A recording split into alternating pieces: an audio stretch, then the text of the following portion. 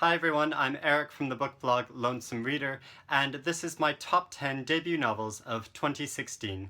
Now obviously this is just my personal opinion from what I've read this year. I'm sure there are lots of debut books out there that I haven't read, and if you've read any that you've particularly loved, then please let me know about them in the comments below. I'd really like to know about more. Now, I love reading distinctive and original new voices in fiction.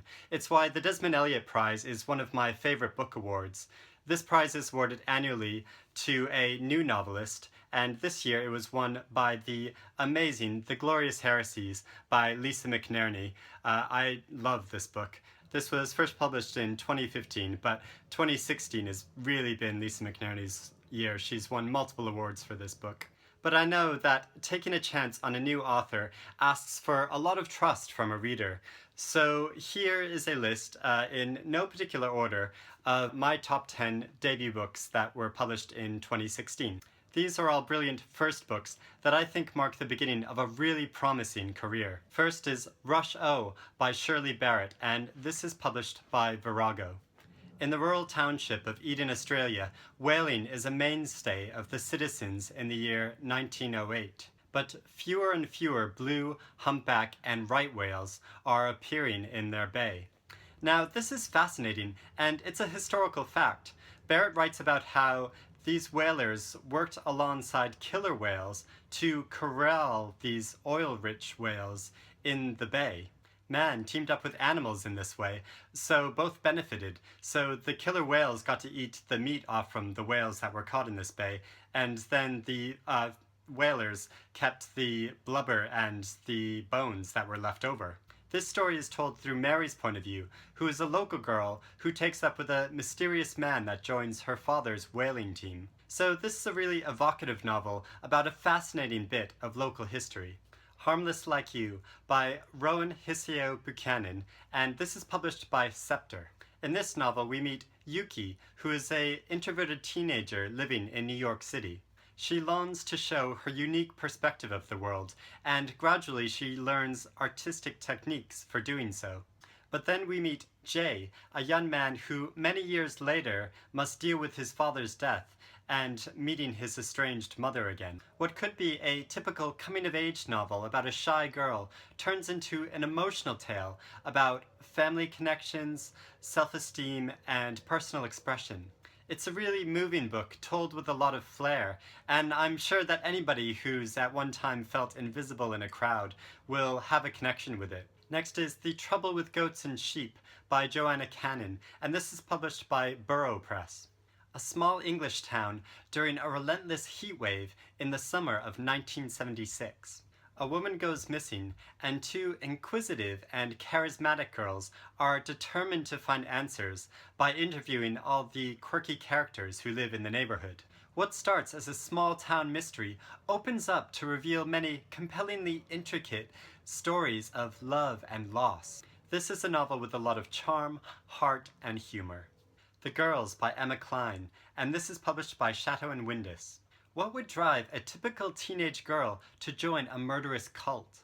That's what Emma Cline depicts in this novel about a girl who joins a Charles Manson-type group at the end of the 1960s. But more than the sensational aspect of this tale of cold-blooded murder, this is a really sensitive portrayal of a girl's coming of age and gradually formulating how she fits in amongst other young women. It's a really intense book.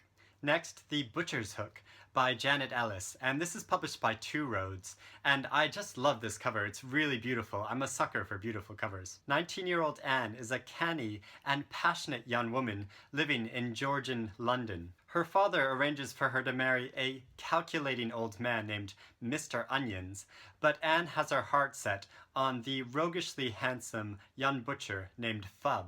She's determined to be with him at any cost. This novel has the historical flair of Dickens and the darker edge of Sarah Waters, but Janet Ellis is really a compelling author in her own right. Guava by Salim Haddad, and this is published by Europa Editions. This novel follows a single, extraordinary day in the life of a young man from an unnamed Middle Eastern city. closeted Rasa is caught in bed with his male lover by his grandmother. As if this weren't traumatic enough, the next night he attends his lover's wedding to a woman. What's essentially a tragic love story unfolds out into a deeply effective meditation about asserting your individual identity outside of any stereotypes or society's expectations. This novel is told with such a strongly intelligent, distinctive voice that it's a joy to read. The Sacred Comb by Thomas Maloney, and this is published by Scribe UK. Now this is a novel for real book geeks.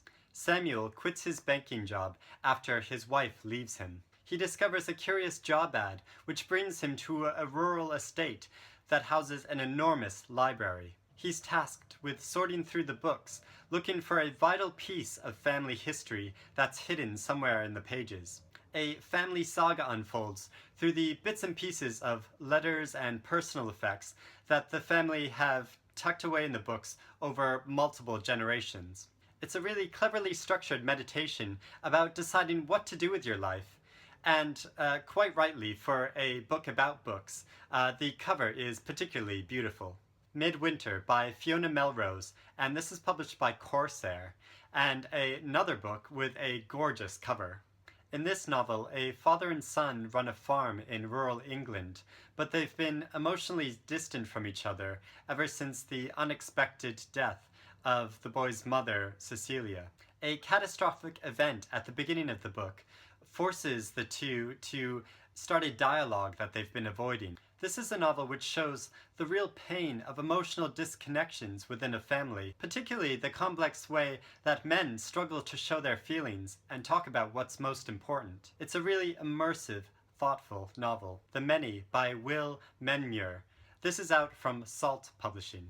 So something deeply unsettling is going on in the remote fishing village at the center of this novel. The bay is polluted, so the fish are malformed, and strange people keep coming to the village to buy them off from the fishermen. A man named Timothy arrives in the village determined to make a home for himself here, but the story twists into something very eerie as he develops a kind of friendship with a cantankerous old fisherman named Ethan. This is a strange, atmospheric novel which creates a psychological tension that builds to a startling and emotional ending.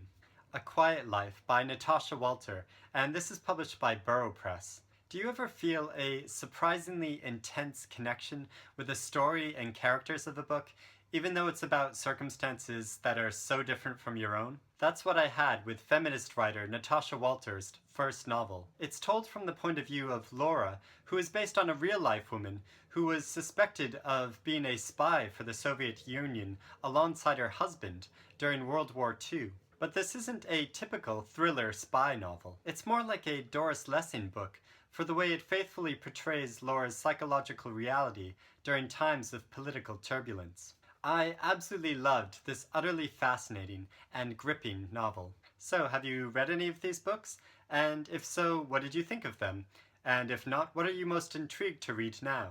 Let me know in the comments below. And like I said earlier, if I've missed what you think is an amazing debut of 2016, let me know about that book. If you want to know more of my thoughts about books, please subscribe to my channel.